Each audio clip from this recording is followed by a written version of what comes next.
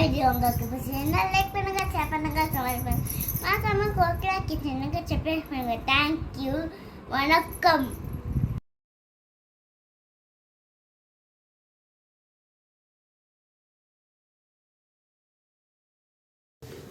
Hello hi, welcome to Kokila's kitchen. இன்றைக்கி வந்து ஒரு சிம்பிளான சைடிஷ் தான் பார்க்க போகிறோம். உருளைக்கிழங்கு வச்சு உருளைக்கிழங்கு பொடி மாஸ் தான் பார்க்க போகிறோம். நிறைய பேருக்கு இந்த ரெசிபி வந்து தெரியும், ரெண்டாவது பிடிக்கும். பாருங்கள், நான் இந்த அளவுக்கு குட்டி குட்டியாக இதை வந்து கட் பண்ணி எடுத்துக்கணும். எந்த அளவுக்கு குட்டியாக கட் பண்ண முடியுமோ அந்தளவுக்கு குட்டியாக கட் பண்ணிக்கணும். நான் வந்து ஒரு 2 சின்ன உருளைக்கிழங்கு எடுத்து கட் பண்ணி தண்ணியில் போட்டு வச்சுருக்கேன். இப்போ அடுப்பில் வானல் வச்சாச்சு. 1 ஸ்பூன் அளவு எண்ணெய் சேர்த்துக்கலாம். இப்போது நான் வந்து கொஞ்சமாக காய்க்கு தேவையான அளவு உப்பு சேர்த்துக்கிட்டேன்.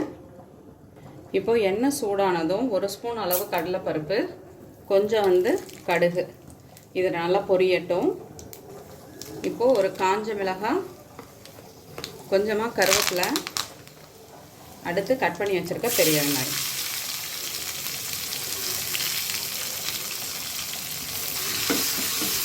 வானலை விட கரண்டி பெருசாக இருக்குன்னு நினைக்காதீங்க. அர்ஜென்ட்டுக்கு இது தான் கிடச்சிது.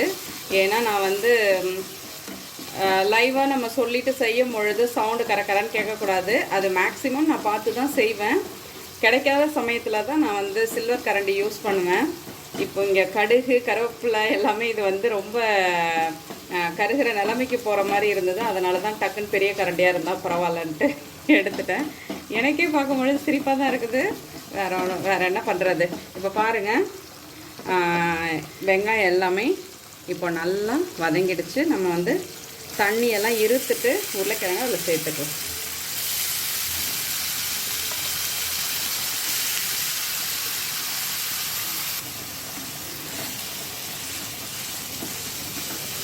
இப்போ இதை நல்லா மிக்ஸ் பண்ணிடலாம். மிக்ஸ் பண்ணிவிட்டு அப்படியே மூடி போட்டு வச்சிட வேண்டியதான். தண்ணி கிண்ணி எதுவுமே சேர்க்க வேண்டாம். ஒரு 2-3 மினிட்ஸ் கழித்து நீங்கள் பார்க்கும் பொழுது அது வேகலைன்னா நம்ம லைட்டாக தண்ணி தெளிச்சிக்கலாம். ஆனால் தண்ணி ஊற்றக்கூடாது, குழன்னு போயிடும். அப்புறம் நல்லா இருக்காது, பொரியல் மாதிரி வராது.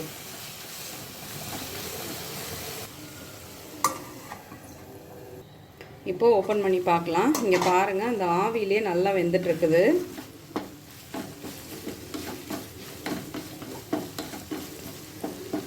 இன்னும் ஒரு 3 மினிட்ஸ் நம்ம மூடி வைக்கலாம். இன்னும் காய் வேகலை. 3 மினிட்ஸ் கிட்ட ஆகிடுச்சு. நம்ம ஓப்பன் பண்ணி பார்க்கலாம்.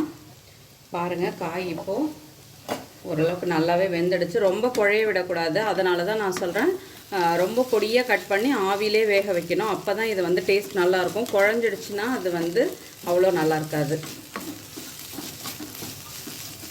இப்போது இதில் வந்து ஒரு 1/4 ஸ்பூன் அளவு, காரம் அதிகமாக இருக்கக்கூடாது இதுக்கு. ஓகே, வெந்துடுச்சு. இப்போது ஒரு 1/4 ஸ்பூன் அளவு நான் குழம்புத்தூள் தான் சேர்த்துக்கிறேன்.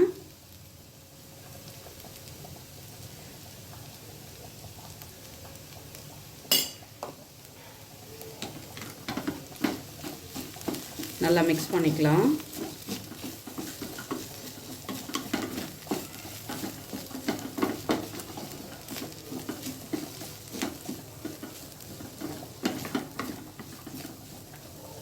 இப்போது ஒரு 2 மினிட்ஸ் இந்த பச்சை வாசனை எல்லாம் போகட்டும். மிளகாத்தூள் வாசனை இருக்குது இல்லையா, அதெல்லாம் இப்போ போகணும்.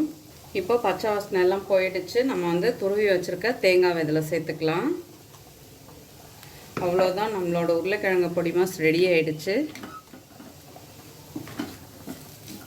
பிளேட்டில் மாற்றிட்டு பார்க்கலாம்.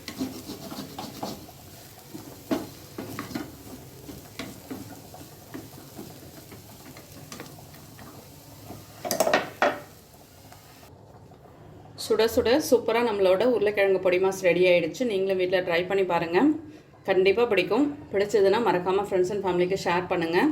ஷேர் பண்ணுறதோடு மட்டும் இல்லாமல் வீடியோ பிடிச்சா லைக் பண்ண மறந்துடாதீங்க. நிறைய பேர் வீடியோவை ஸ்கிப் பண்ணி தான் பார்க்குறீங்க. கொஞ்சம் ஸ்கிப் பண்ணாமல் பாருங்கள், எனக்கும் கொஞ்சம் ஹெல்ப்ஃபுல்லாக இருக்கும். அடுத்தடுத்து வீடியோ போடுறதுக்கு மோட்டிவேட்டடாக இருக்கும். தேங்க்யூ.